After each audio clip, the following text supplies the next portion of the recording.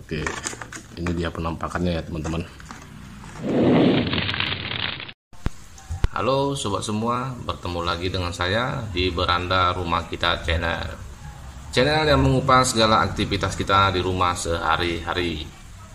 Oke, lagi-lagi saya akan mengunboxing sebuah produk ya, yaitu produk kacamata. Produk ini sedang trending di media sosial akhir-akhir ini ya teman-teman. Oleh sebab itu, biar tambah semangat lagi, silakan ambil secangkir kopi dan cemilannya, lalu letakkan di atas meja. Nah, kalau sudah ngopi-ngopi, jangan lupa ditekan tombol subscribe ya teman-teman yang ada di depan Anda.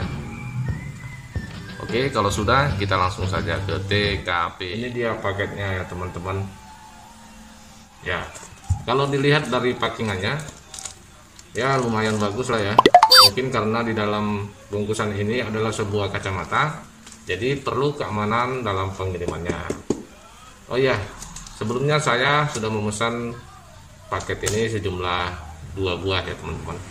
Tapi maaf, kok kayaknya kurang meyakinkan ya. Ya, daripada bikin penasaran, kita langsung buka saja. Oke, simak terus video ini.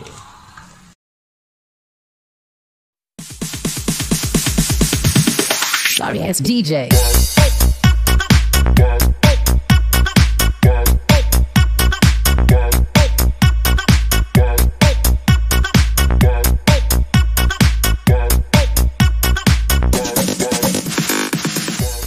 Oke, ini dia kacamatanya ya teman-teman.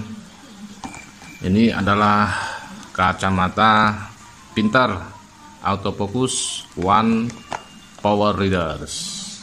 Tapi apakah kacamata ini berfungsi sebagai autofocus atau malah bikin gagal fokus ya teman-teman? Kita langsung buktikan saja. Oke. Baik sobat semua, hal-hal apa saja yang akan kita kupas mengenai kacamata ini adalah yang pertama, desain dari kacamata ini terbagi ke dalam 2 bentuk ya teman-teman. Yang pertama berbentuk oval, ini dia, dan yang kedua berbentuk peta. Dan menurut deskripsi dari penjual, frame dan gagang kacamata ini terbuat dari bahan polikarbonat dan lensanya sendiri terbuat dari bahan plastik. Oke, kita akan langsung buka saja kacamatanya. Oke, ini dia teman-teman. Yang kedua, ini yang berbentuk oval, dan yang pertama tadi berbentuk peta.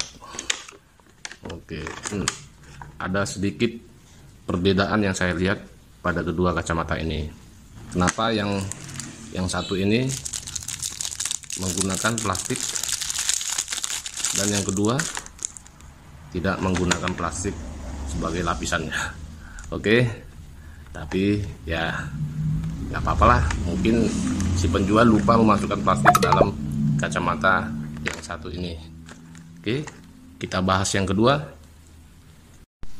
Yang kedua, framenya sendiri berukuran gagangnya panjang 14 cm dan lebar dari satu lensa sekitar 6 cm ya teman-teman. Noise pad-nya jarak antara lensa satu dan lensa yang lainnya sekitar 2 cm ya teman-teman. Kelihatan nggak nih?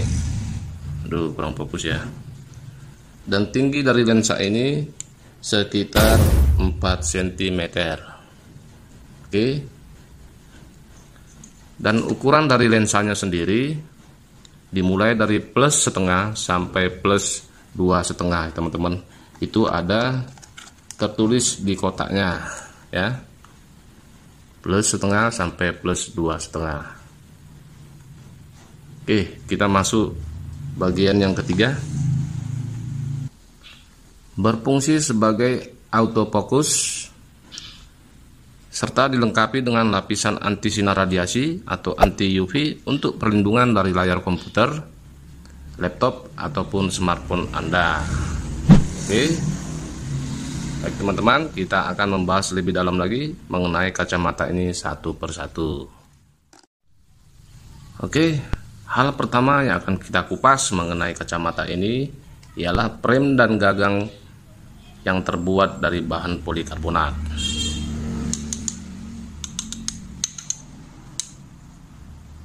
Tentu membuat kacamata ini masih agak sedikit ringkih atau mudah patah ya teman-teman, kalau tidak hati-hati dalam menggunakannya. Tetapi dengan harga yang tidak nyampe 50 ribuan ya sesuai dengan harga lah. Sebab gagang kacamata yang di kelas-kelas medium gitu biasanya terbuat dari campuran nikel dan tembaga, malah kelas di atasnya sudah menggunakan bahan dari titanium. Dan untuk lensanya sendiri yang terbuat dari bahan plastik ya masih standar banget ya teman-teman, karena bahannya dari plastik bukan dari kaca, sehingga mudah kotor dan tergores dan harus sering-sering dibersihkan kayaknya ini, agar lensanya tetap bersih dan tidak tergores atau kotor. Yang kedua, panjang, lebar, dan tinggi dari kacamata ini ukurannya sudah standar ya bagi kebanyakan orang. Jadi untuk masalah ukuran dari kacamata ini sudah tertera di deskripsi produknya, jadi ya nggak bisa request lagi lah ya teman-teman. Tetapi untuk lensa dari kacamata ini sebenarnya digunakan untuk penderita rabun dekat, yaitu mata akan melihat objek yang dekat dengan pandangan yang kabur. Dan ukuran lensanya dimulai dari +1/2 sampai +2,5. Jadi ini sebenarnya untuk kacamata baca ternyata ya teman-teman. Kelihatan nggak? Kelihatan ya.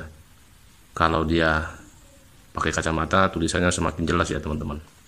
Apabila tidak memakai ini ya agak kecil ya, tapi setelah memakai ini dia jadi agak besar ya tulisannya, sehingga memudahkan untuk orang yang melihat dengan jarak dekat, rabun jarak dekat itu sesuai lah memakai ini.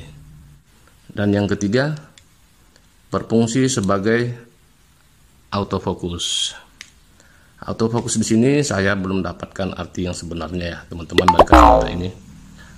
Karena menurut informasi, kacamata autofocus harusnya bisa secara otomatis mengubah fokusnya sehingga pemakai bisa dengan mudah melihat objek yang terang.